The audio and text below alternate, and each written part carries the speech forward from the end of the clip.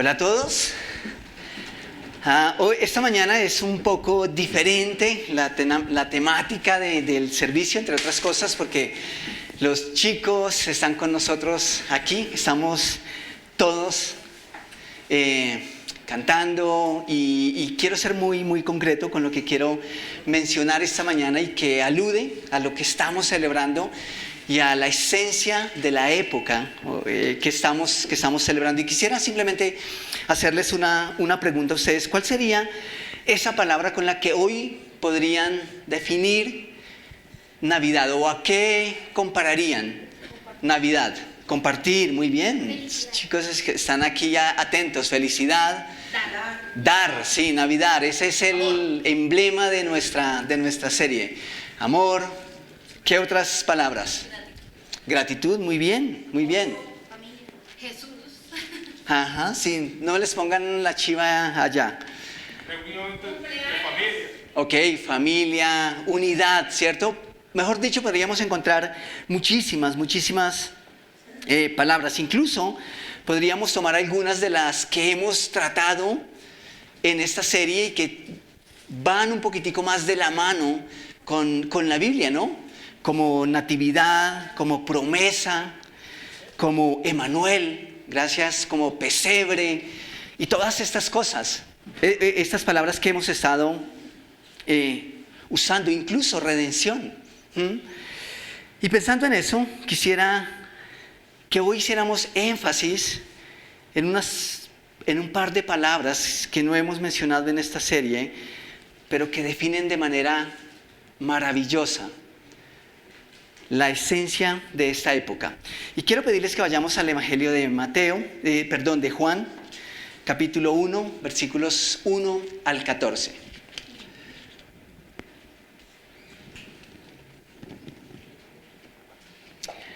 Juan, capítulo 1, versículos 1 al 14.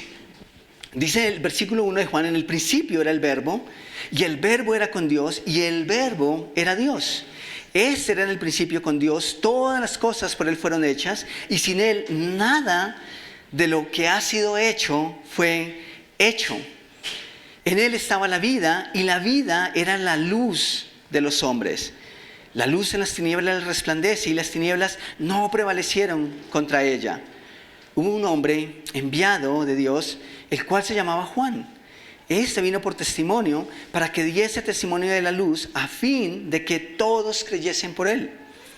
No era él la luz, sino para que diese testimonio de la luz. Aquella luz verdadera que alumbra a todo hombre venía a este mundo. En el mundo estaba, y el mundo por él fue hecho, pero el mundo no le conoció. A lo suyo vino, y los suyos no le recibieron. Mas a todos los que le recibieron, a los que creen en su nombre, les dio potestad de ser hechos hijos de Dios, los cuales no son engendrados de sangre, ni de voluntad de carne, ni de voluntad de varón, sino de Dios. Y aquel Verbo fue hecho carne, ¿y qué? Y habitó entre nosotros. Y vimos su gloria como la del unigénito del Padre, lleno de gracia y de verdad. Como notamos, Juan se está remontando, está yendo unos cuantos años atrás. Está yendo al mismo Génesis, al mismo momento de la creación. ¿Para referirse a quién? A Jesús, a Jesús. Y eso me encanta ¿por qué? Porque Juan no se está refiriendo ni limitando al bebé envuelto en los pañales. Juan, y la intención de Juan, es presentarnos a Jesús, a ese bebé que ha nacido en Belén, pero que ahora es un hombre, ¿como quién? ¿Como un profeta? Puede ser. ¿Como el nuevo sacerdote? Sí. ¿Como un sacerdote? No, como el sacerdote. O tal vez como muchos todavía quieren verlo, como un líder magnífico que fue. No, Jesús es todo eso. Pero cuando Juan escribe su evangelio, especialmente lo que nosotros acabamos de leer, Juan está dejando, en términos, no en esencia, al bebé a un lado para enfocarse ¿en quién? ¿En Jesús? Sí, pero en presentarlo como Dios. Jesús es Dios. Y eso es lo que nosotros estamos celebrando en esta época, que Dios se hizo hombre. Lo que Juan está tratando de hacer a través de todo su evangelio, pero especialmente lo que acabamos de leer, es que Dios ahora está con nosotros. Nos está mostrando a Jesús como el Dios mismo que ha existido desde siempre. Y en medio de todas esas palabras que Juan está usando para exaltar la divinidad de Jesús, el hecho de que Jesús es Dios, en el versículo 14, y quiero que si tienen su Biblia ya, ahí vamos allá, dice: y aquel verbo fue hecho carne y habitó entre nosotros, y vimos su gloria, gloria como la del unigénito del Padre, lleno de gracia y de verdad. Aquel verbo fue hecho carne. Fue hecho carne. Pudo haber tomado cualquier otra forma. Pero ¿qué implica que haya tomado, que se haya hecho carne? ¿Qué tipo de carne? ¿Qué habitó Jesús en su paso por la tierra? ¿Están pensando en eso? ¿Recuerdan ustedes en el Antiguo Testamento cuando Dios mandó a que se preparara el tabernáculo? Los que conocen un poquitico más la historia. Y la función en gran parte de ese tabernáculo era porque de vez en cuando la presencia de Dios descendía, y entonces Dios estaba en medio de ¿quién? De su pueblo. Y cuando Juan nos dice que Jesús, que el verbo se hizo carne y habitó entre nosotros, pues de una manera, de una forma, por un lado, es porque estaba en este mundo. Claramente estaba entre nosotros. Pero si vamos un poquitico y somos más profundos, Jesús habitó un cuerpo de carne, como el tuyo y como el mío. Y eso es interesante, porque ya no vemos ni pensamos en Dios como de una u otra forma se percibía en el Antiguo Testamento, ¿no? Incluso a veces lo que se veía y lo que se percibía de Dios eran simplemente destellos, ¿no? Tal vez un esplendor. Pero aquí en Jesús lo que estamos contemplando es al mismo Dios hecho carne. Dios hecho carne. Entonces, encontramos también un par de palabras interesantes, porque no es solamente el hecho de que Dios se haya hecho carne, sino el verbo. Y aquí nosotros preguntamos, ok, el verbo, ¿quién es el verbo? En Juan 1:1 nosotros sabemos y hemos creído que es Dios, ¿no? Que es Jesús, ¿cierto? El verbo se hizo carne. Pero esa palabra tiene por lo menos dos significados en la Escritura, especialmente en el Nuevo Testamento. La primera palabra es rema, y tal vez la hemos escuchado, ¿cierto? Ahora, ¿quiénes aquí, los de la vieja guardia, han conocido esas cajitas bonitas que uno regalaba en épocas especiales de palabritas, ¿cierto? Las conocemos, ¿cierto? Entonces nosotros en la adolescencia no regalábamos la cajita completa, sino que comprábamos una cajita y a cada uno le regalábamos una promesa. Entonces teníamos muchos regalos en una cajita.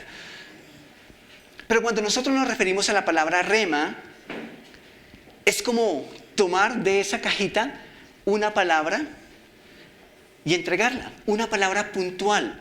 De hecho, la definición concreta es palabra hablada.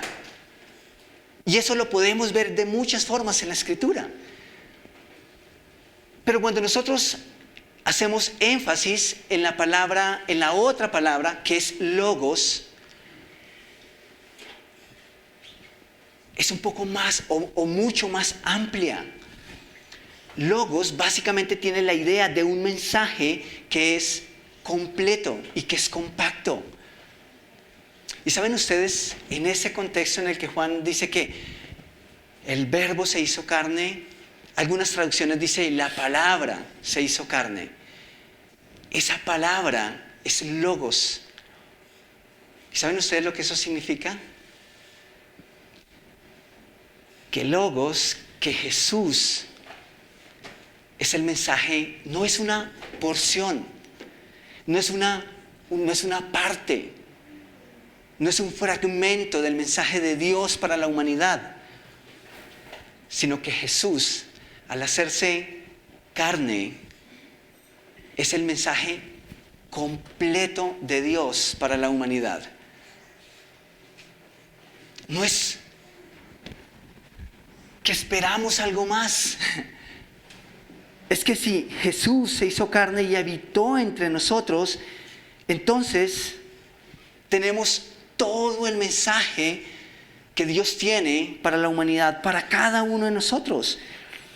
Así que por eso esta mañana nosotros cantamos, exaltamos, reconocemos el hecho de que el Verbo se haya hecho carne.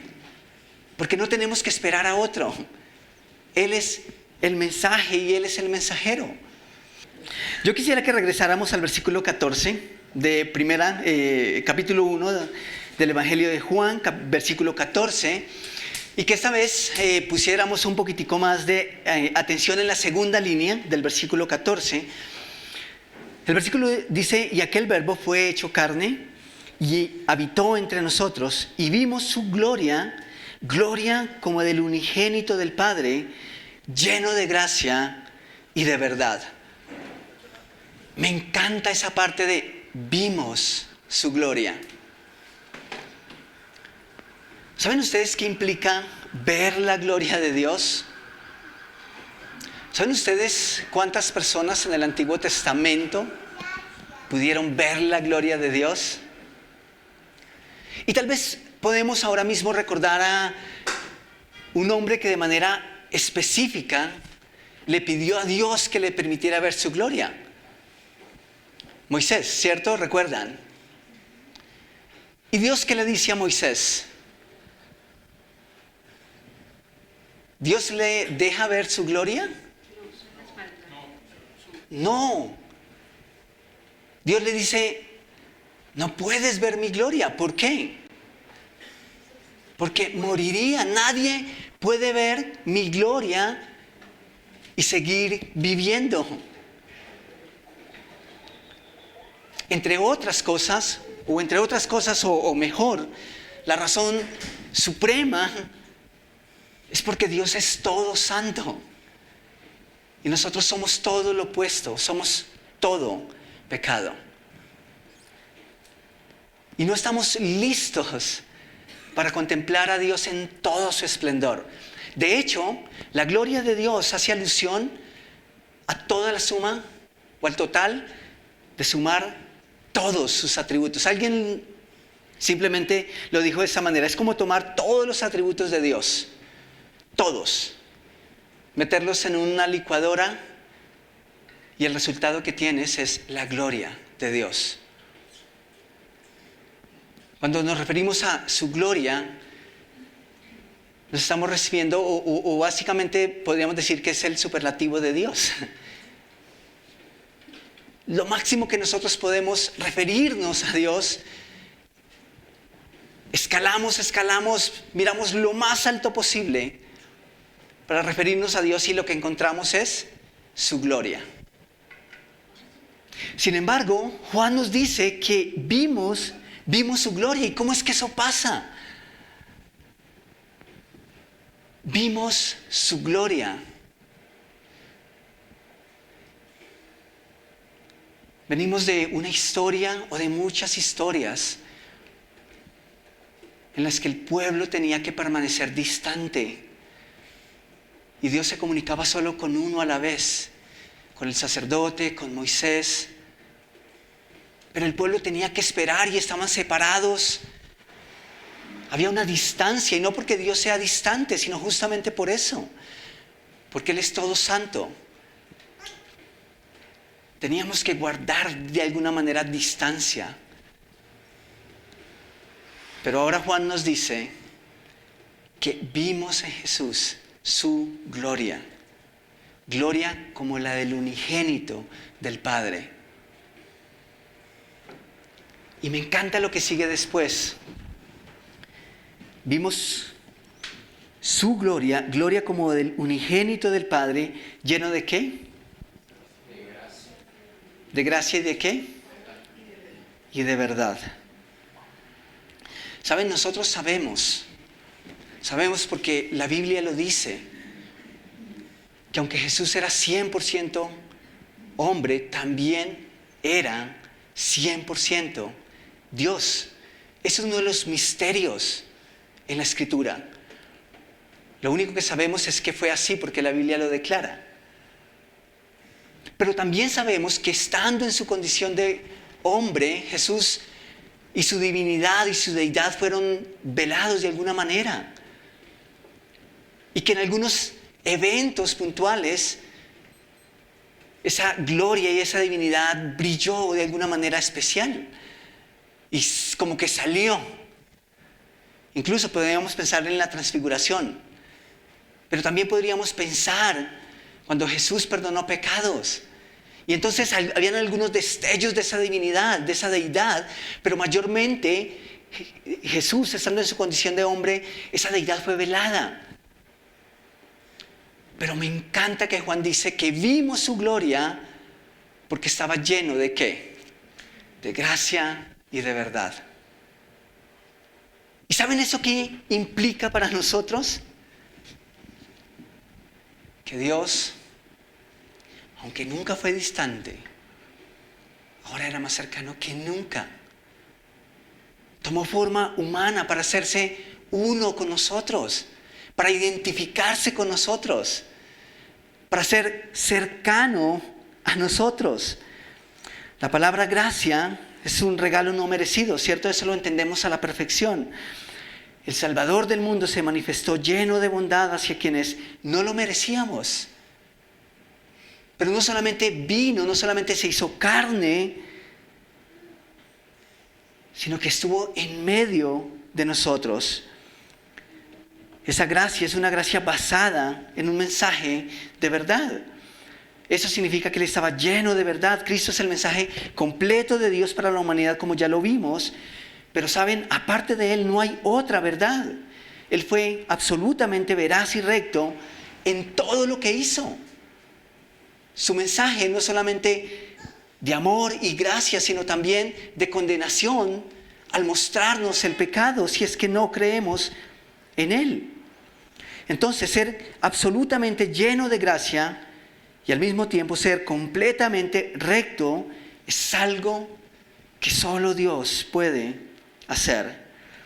Entonces, ¿qué implica que el Verbo se haya hecho carne y que hayamos visto su gloria lleno de gracia y de verdad? Implica que Jesús lo tenemos todo. Significa que en Él estamos completos. Significa, como decíamos en la primera intervención, no necesitamos esperar por alguien o algo más. Porque en Él y en su visita a nuestra humanidad lo tenemos absolutamente todo. En Él estamos completos. Hemos hecho mucho énfasis en esta serie respecto a la esencia de la Navidad y lo que estamos celebrando. Creo que tengo acá. ¿Ya? ¿Está bien? Ok. Y esto es algo que hacemos año tras año. Tristemente, leía hace poco este año en la transición que hay cuando termina Halloween y luego viene prácticamente Navidad. Y alguien decía o leí en algún lado que acababa la fiesta pagana más celebrada del mundo y que luego entraba la fiesta pagana más, Halloween era la fiesta pagana más criticada y que Navidad era la fiesta pagana más celebrada. Y la verdad es que cuando uno empieza a mirar en lo profundo de la historia, pues muchas de las cosas y de esas tradiciones, pues hasta de pronto tienen razón.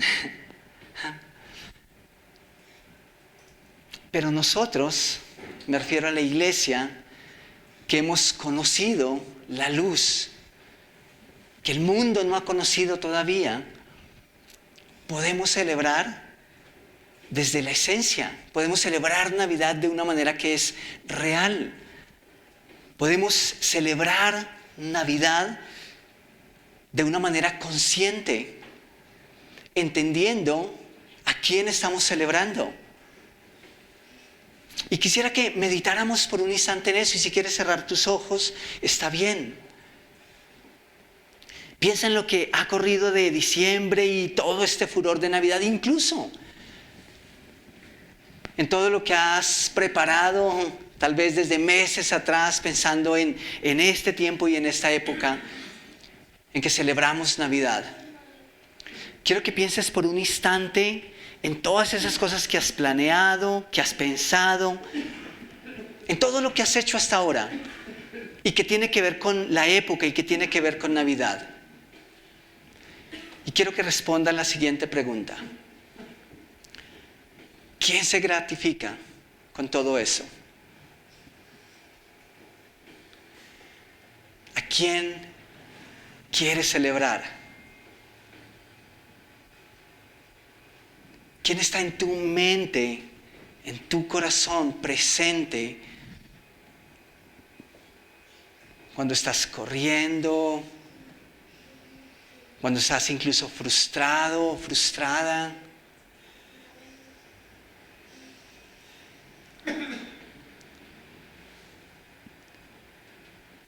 ¿A quién celebramos en la Navidad?